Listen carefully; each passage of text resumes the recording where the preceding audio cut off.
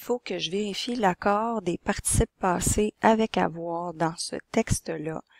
Donc, pour commencer, il faut que je les repère, mes participes passés avec avoir. Donc, je vais chercher des verbes qui sont en deux mots. La première partie du verbe, ça va être l'auxiliaire avoir, à un temps X, peu importe. Puis, il va y avoir aussi le participe passé du verbe qui devrait être pas loin à côté. Je vais commencer par faire ça.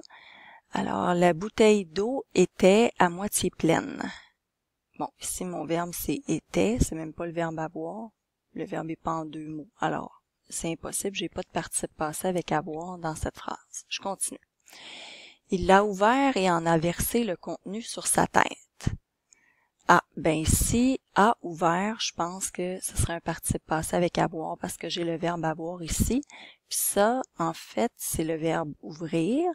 Alors, je pourrais dire il ne l'a pas ouvert. Donc, quand j'encadre un verbe par ne pas et que le verbe est en deux mots, ça encadre seulement l'auxiliaire, pas le participe passé. Donc, ici, j'ai un participe passé avec avoir. Il faut que je le vérifie maintenant. Donc, l'auxiliaire, ça va bien, ça compte toujours avec le sujet. C'est il qui l'a ouvert. Alors ça change pas. Ce qui est particulier, c'est ça ici, là. C'est le participe passé avec avoir parce que lui, il a une règle particulière. Il s'accorde avec le complément direct du verbe, mais seulement si le complément direct du verbe est placé avant le verbe et non après. Donc ça, le complément direct, c'est un groupe de mots qui fait partie de mon prédicat et c'est un groupe de mots qui se remplace par quelqu'un ou quelque chose. Puis je peux le remplacer aussi par un pronom, le, la, les, l'apostrophe, cela, ça. Puis il y a même le en aussi. Donc je vais regarder, il a ouvert, donc je pourrais dire il a ouvert quelque chose. Donc, on parle de quoi? Il a ouvert quoi? Ben, il a ouvert, c'est la bouteille d'eau, mais là, c'est pas dans la même phrase, ce que j'ai. Il l'a ouvert et en a versé le contenu sur sa tête. Ah!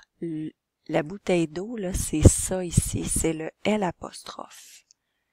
Donc, il a ouvert quelque chose, c'est le L apostrophe, et le L apostrophe, c'est la bouteille d'eau ici. Donc, mon complément direct est avant le verbe. Mon verbe ici est après. Donc, ça veut dire que je dois accorder mon participe passé. L'apostrophe, ça remplace bouteille d'eau, féminin pluriel, féminin singulier, hein, et ça va prendre un E donc. Il l'a ouverte. OK. Et en a versé le contenu sur sa tête. Ah ben ici, j'en ai un autre. A versé, auxiliaire à boire, avec le verbe verser. Donc, il a versé quelque chose sur sa tête. C'est il a versé le contenu sur sa tête. Puis ici, il l'a versé sur sa tête.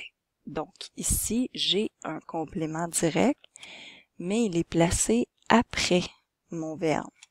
Alors, celui-là, il va rester au masculin singulier, j'y touche pas. Ok, je continue. L'eau a ruisselé sur ses cheveux et sa barbe et a mouillé sa chemise. Ah, j'en ai un autre ici. A ruisselé. Je le souligne. Donc, l'eau n'a pas ruisselé. Non, ça c'est bon. L'eau a ruisselé quelque chose. L'eau a ruisselé quelqu'un. Ben, ça fonctionne pas, ça n'a même pas de sens. Donc, l'eau, elle ruisselle sur quelqu'un ou sur quelque chose, ben, elle ruisselle pas quelque chose ou quelqu'un. Donc, ce verbe-là, il n'a pas de complément direct. S'il n'y a pas de complément direct, ben, c'est ça, je peux pas l'accorder du tout. Je vais enlever ça, ça n'a pas de bon sens. OK, j'enlève ça. Donc, qu'est-ce qu'il y avait d'autre? Et a mouillé sa chemise. N'a pas mouillé sa chemise. J'ai l'auxiliaire avoir et le verbe mouiller. Et a mouillé quelque chose. Ben oui. A mouillé sa chemise. Donc, je pourrais aussi dire et elle l'a mouillé. OK, donc ça se remplace par un L apostrophe. Donc là, sa chemise, c'est après le verbe. Donc, mais mouillé, je dois enlever ça. Ça s'accorde pas. OK. Son rire a fait peur au garçon. A fait. Son rire n'a pas fait peur au garçon. Donc, son rire a fait quelque chose. A fait peur au garçon. Donc, encore une fois, mon complément direct est après le verbe, donc FAIT, masculin singulier, je laisse ça comme ça. Il s'est tourné vers eux. Ah, j'ai un verbe en deux mots ici, j'ai un participe passé. Oh, non, attends un peu, ça c'est l'auxiliaire être. Je m'en occupe pas de lui, ok, parce que c'est pas la même règle qui s'applique. Je vais continuer. Leur a montré son large sourire. Ok, a montré, ça va. Ça, c'est le verbe avoir. A montré quelque chose. Donc, ce quelque chose-là dont on parle, c'est son large sourire. OK.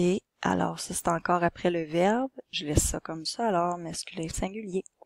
Ses dents blanches étaient belles, sans aucun défaut. Bon, il n'y a même pas le verbe avoir, alors, c'est sûr, j'ai pas de complément, pas de participe passé avec avoir ici. Il a démarré. A démarré. Il n'a pas démarré. OK. Il a démarré quelque chose. Ben oui, il a démarré la voiture. On imagine. Mais ce mot-là est même pas dans la phrase.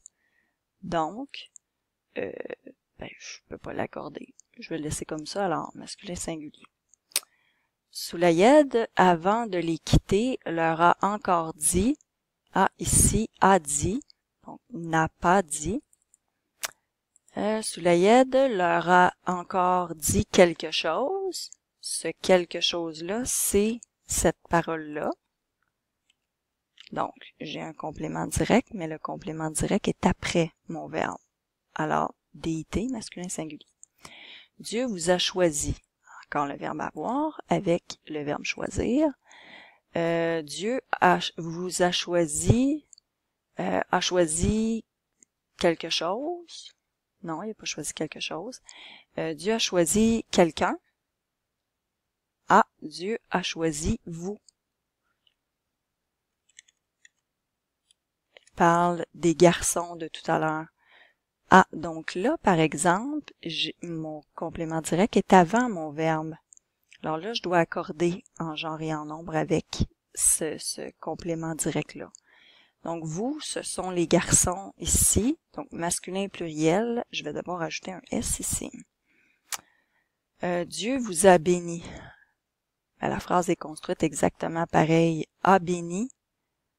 Donc, Dieu a béni quelqu'un. On parle toujours des garçons et le vous est placé devant le verbe. Alors, je vais accorder ici aussi. Voilà, j'ai terminé.